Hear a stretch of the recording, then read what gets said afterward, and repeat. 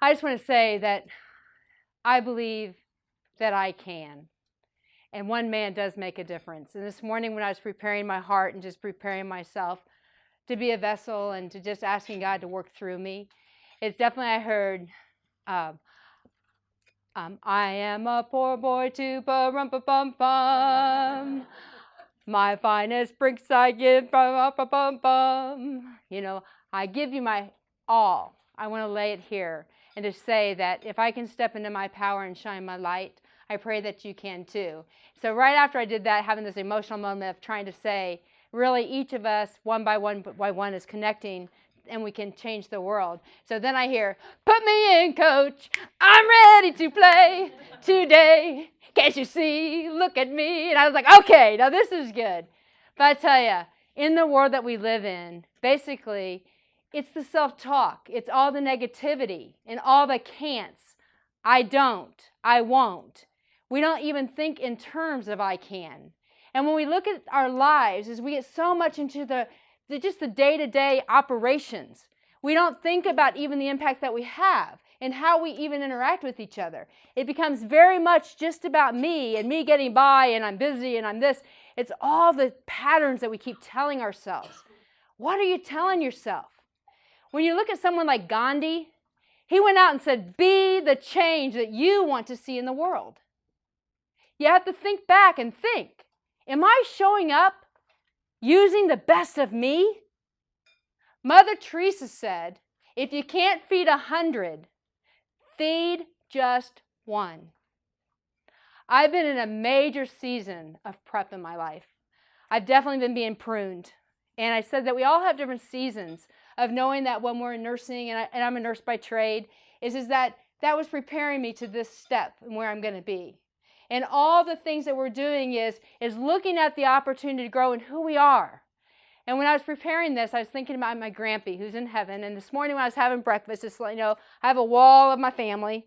They're all having breakfast with me today. And most of them are in spirit. But just saying that we know that it's more than what we see. There's a much greater power that's all around us. And it's about opening our mind and seeing things differently, just a little shift. But my grandpa used to come in from New Hampshire. I used to live in Fort Wayne, Indiana. And we'd do a garden. And as a little girl, and I was Shelly, by the way, Rochelle as adult, Shelly's still trying to figure out her way and figuring out if she's enough and if she's valued. Rochelle's a kick-ass woman. But when Grampy came in, we'd have to work the field. You have all this dirt and it's had all this stuff over the winter and you're picking up all this stuff and you're preparing and prepping the field. Well, then he'd give you little seeds that had the picture of, my favorite was the pea pods. And it was like you open them up. And I'm talking, I remember about 4, holding that seed thinking, we're planting this and we're going to eat it. So it's like, okay. So we planted it, right? And then every day, my grandfather would go out there and we'd look at the things. Of course, I'd walk behind him and, and look at it. And I'm not seeing anything. And he's like, and we'd sing to it. He had a harmonica. And I'm like, I don't know what we're singing to. But he'd be telling me, Shelly, it's taking root. It's taking root. And every day we have to nurture it so it takes root. And then one day it was like, oh my gosh, Grampy, come look. There's a little sprout. And I was like, oh my gosh, how'd that happen? He's like, that's what we're doing. It's got deep roots now. And it's going to grow. And it's going to have fruit on it. It's going to have vegetables on it. So again, I want you to think about your life. What roots are you planting? The roots that you're planting now, is it what it's going to be, what you want tomorrow? Are the people you're hanging around with and the people that are surrounding you in this energy now, is that who you want to become? At the end of the day, and you think that somehow life screwed you or that you didn't get what you want and there wasn't enough, and I don't believe that I'm winning. And what is winning? I can tell you, when I finally got to eat the little pea pod and open them up, I was just amazed. And Grampy said, Shelly, just always know that when you're planting seeds, first of all, always prep. And so I really feel like I've been in a season of prep. And that even though I don't know where the fruit is or where that abundance is coming from, I know that my roots are deep and they are strong. I'm attracting the right people on the bus. I'm not settling anymore. I'm just not settling. I am worth more. I bring great value. And God packed this vehicle with what I needed to serve the world. And each of us have inside of us what we need to serve the world. I had the opportunity, and Joy was a blessing to me. She went with me to South Africa. I used to always go around saying, I'm a medium philanthropist. I'm a medium philanthropist. Really, the definition of philanthropy means I'm a lover of humankind. So actually, I'm a huge philanthropist. But when I went to South Africa, the team that we went with from the United States, it was such a sad thing going to the village, and it was just tragic. And really, we were trying to figure out how we get to go shopping and not be with the village. And it was a very interesting dynamic for me because I went to be with the kids. That's why I went. I wanted to see what my money and my energies and my prayers and what I've been doing, how was it serving? We went into huts that were just put together like with whatever they had. And there was 10 and 12 people that lived with mud floors, no electricity, no running water. In fact, when we were touring, this itty-bitty teeny guy that was about 3, had 2 buckets, walking down like this. I'm like, oh my God, that kid's by himself. And the lady from the villager goes, really? He has way more life skill than you could dream of. And I'm like, just as a mom, we can't cross the street without holding your hand. So here I am in this whole different culture. And the people I was with, you're supposed to be sad because it was a sad situation. But in reality, my spirit started expanding. It was an incredible moment of truth, of who I was in spirit, that these people were connecting to each other. There was one lady that had a hut that they had taken old newspaper and they cut out and made patterns out of it. And she was the one blessed with a sewing machine. So she was sewing all the villagers' clothes. And another one was beading them. And another one was making jewelry. And the thing that I think was such an awakening for me was it's 40% poverty. In my people that I was traveling with and our belief in the United States, these are poor people. No. They're financially not wealthy. Poor is never a word you would describe these people because they were rich in spirit. They were living. I happened to live in the mansion in Zionsville at the time, in a very wealthy area. I had more homes that you guys could have all come and party with me anytime you wanted. It was the most empty place in the world. There was such a void there. And I'm thinking, what am I doing? These people get it. I was missing it. I wanted to be a philanthropist. Didn't even know what that meant. So as I'm connecting to the people in the village, my spirit was just expanding because I was feeling the love that they had for each other. They knew what community was. They lived in villages that made sure that people were going to live and make sure that they're going to be okay. That's what they did together. And basically, when I came back from Africa, I was just trying to process it all. And it's like re-entering a foreign country, and it was mine. Because I started discovering the deserts within myself. And I needed to take time to think, how do I want to live the next 50, 60 years? Hey guys, I need to tighten it up. I may be on that side of my life. So when I came back, I was called like 2 weeks later, and the lady that we had hired for videotaping, because I kept saying, it's about telling the story. We can all write checks, but the point is, it's the movement of the day. It's whether you smile at me because I'm eating and you smile at me. It's the connection. It is a ripple effect. Everything is in precession. Once I start the ripple, it just continues, is what happens. So when Brahman called me from South Africa and said, we have this foundation in South Africa that isn't doing well. And I think that you're the one that's supposed to lead it. I'm thinking, does she know who she called? Did you know I'm a nurse from Indianapolis? I had some ideas, but not enough to change a village, let alone change the world. But I started praying about it and tried to really get into the moment. So about 2 or 3 days, I just sat with it. And what I decided was I could make a difference. Because if I could go out and encourage other people to step into your power, then together we may be able to make a difference. And the thing is when I started thinking about the I can. Because what is I can? Mostly I hear I can't, I don't, I need.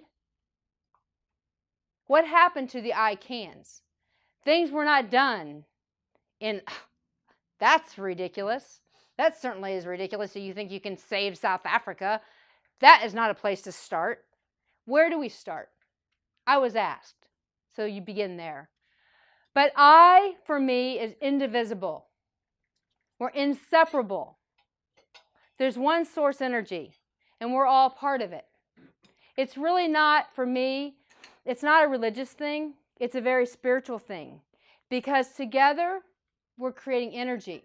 But unfortunately, in our society, of what I've been exposed to is we have limited beliefs. We don't even know the power that we have within because I'm just getting by. And I'm so tired. I mean, for goodness sakes, why is Starbucks ruling? It's because somehow we don't have the balance of mind, body, spirit. How do we take control back of our life, Miss Holly? You decide to step into your own power. And you say, I have enough. I didn't want to be unhappy. Happiness is a choice we make every day for ourselves. So when we connect back to the whole, now I feel like I belong. And at the end of the day, that's what we all want, is we want to belong and feel connected. It's part of our human spirit. C is the courage. What is courage? It means of the heart. I really encourage all of you to step into your courage.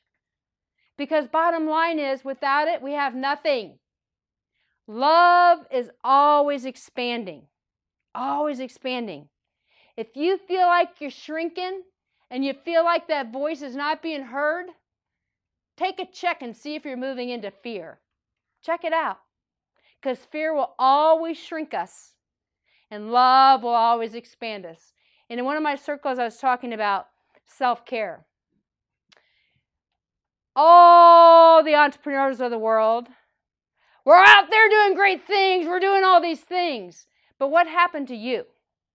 Because I can tell you, about the last 6 months, I was more dead than alive. And it was because I allowed myself to be living other people's dreams. And I tried to work on mine back here, because I've been doing the foundation for a good 7 years. But the reality is, I lived my life in the leftovers. You can't. That you can't. But if you don't know what is your call and what is in your heart and what you are packed to do and unpack those, you can't live in courage. And the A, it's about taking action. I have a friend over here, Miss Joy. God bless her soul. She is brilliant. She is so freaking smart.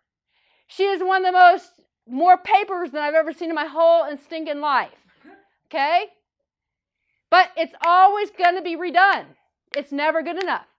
And trust me, the good news is I am a nurse and I'm willing to jump in.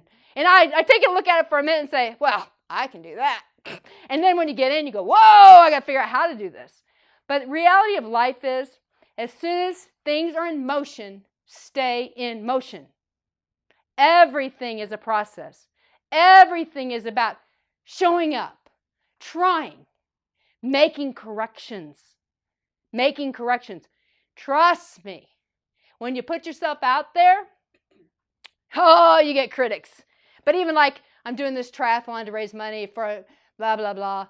And so I don't swim, I don't run, and I don't bike. And I'm 52. It's like, good time to start. But it was like, it's bringing light to the foundation is basically what it's doing. But in the swimming pool one day, I was having a pity party. And I was swimming. I said, everyone said this is the hardest thing in the world. And I'm like, who's everyone? Who do we let? The 3 people that told me that was terrible, have they ever competitively swam? No. So think about who you're allowing to put judgment on your life. Because you are the only one. It wasn't the quiet, shy one that made the world ripple. It's going to take action to say, no, I'm not getting off the bus and I'm not sitting behind the last one on the bus. It's going to be provocative occasionally. It's a big time about responsibility in a line. Responsibility is above the line. Blame, shame, justification is below the line. And you need to take responsibility for your actions or you'll never grow. Never. So I always say, are you living above the line? Are you taking responsibility? Because everything in your circle right now is what you've created. Is it working for you?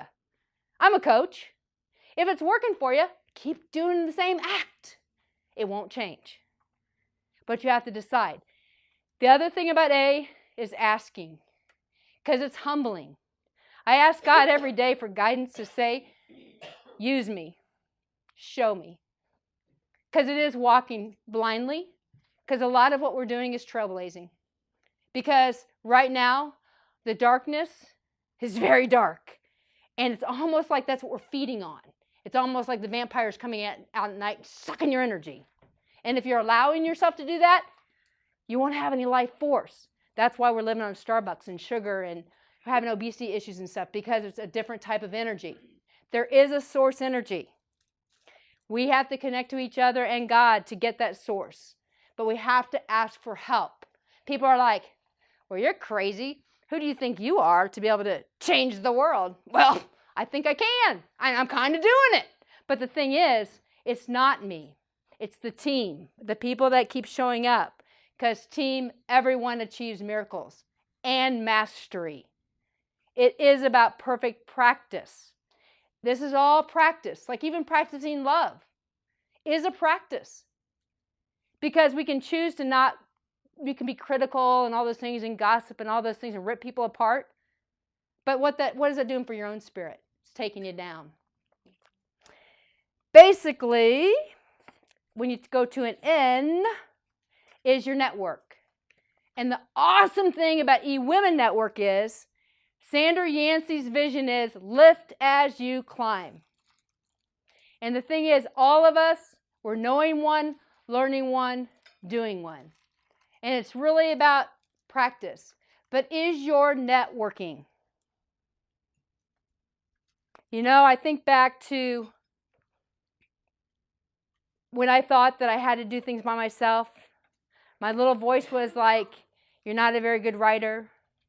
You know, my 7th grade teacher said that I would never make it in speech classes. You know, it's like all these voices in your head. But the reality is, I have good ideas. There's people that help me to edit things, to make it spread around the world. I have teams of people helping spread the message. It's about if I can inspire you to use what God gave you and unpack it, the world is a better place. And what we do is we attract all the people that are the holes around us. And that's what we do.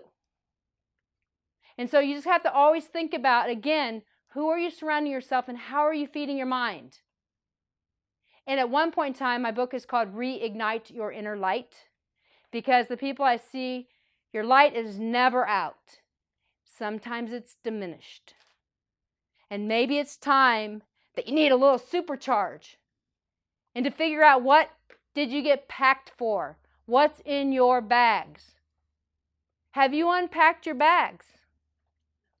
What brings you greatness, joy? You know, what brings you joy? What's easy for you?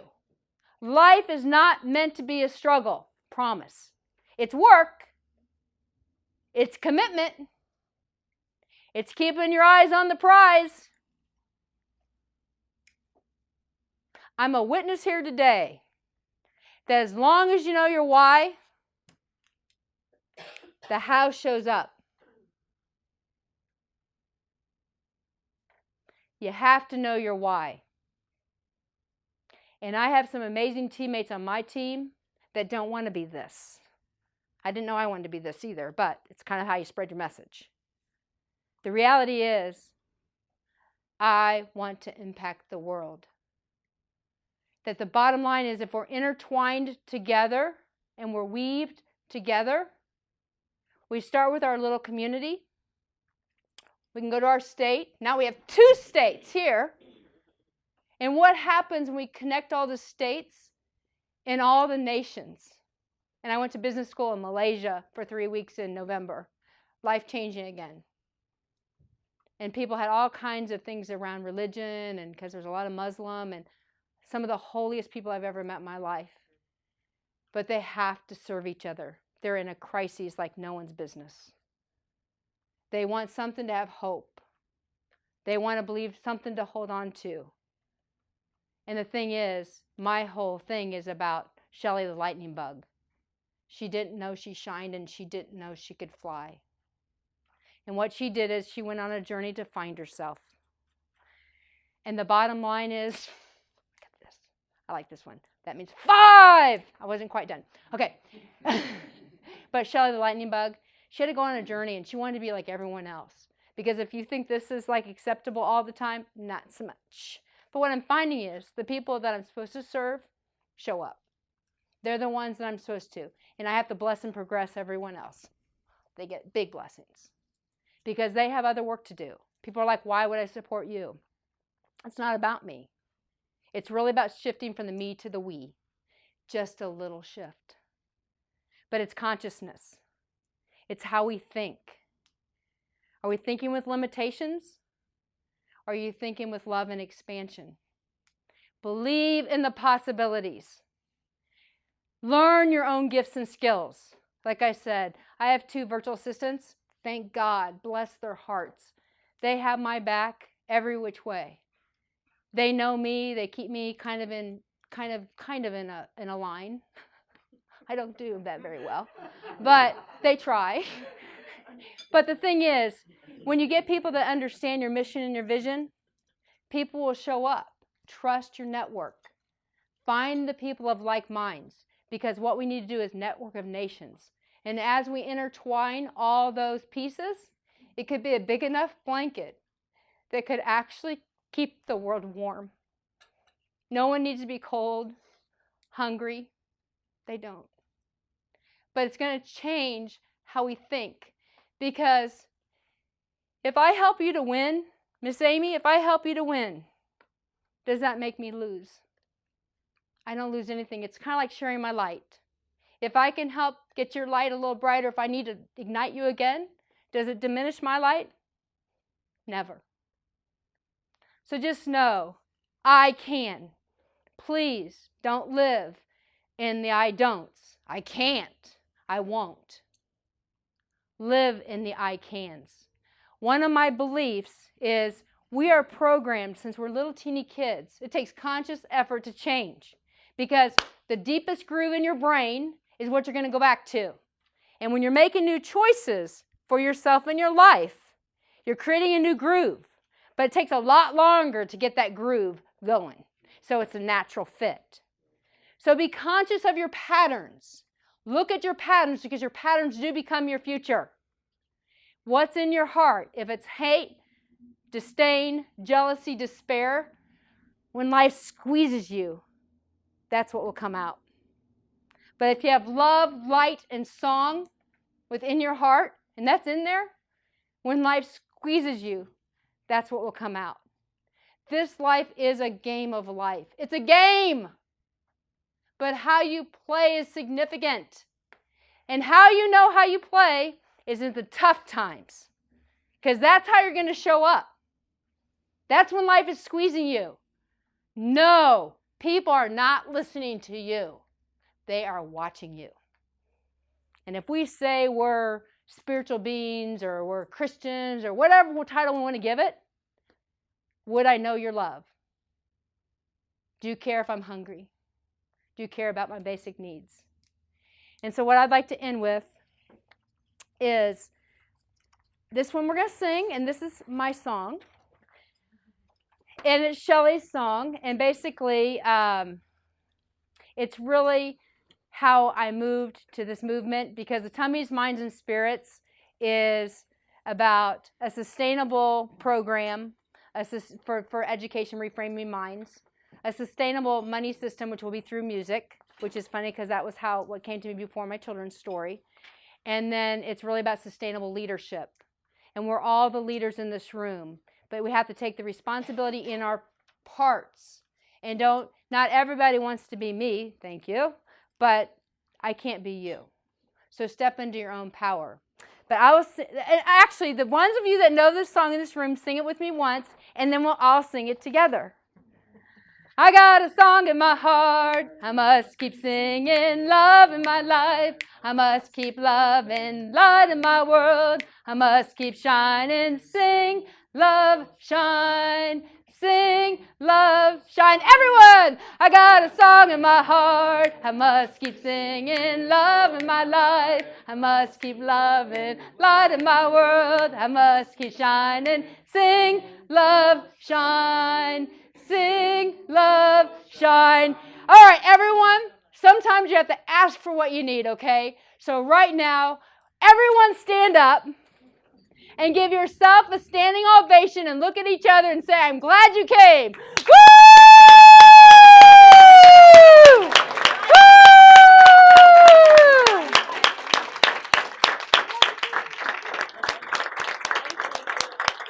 Thank you.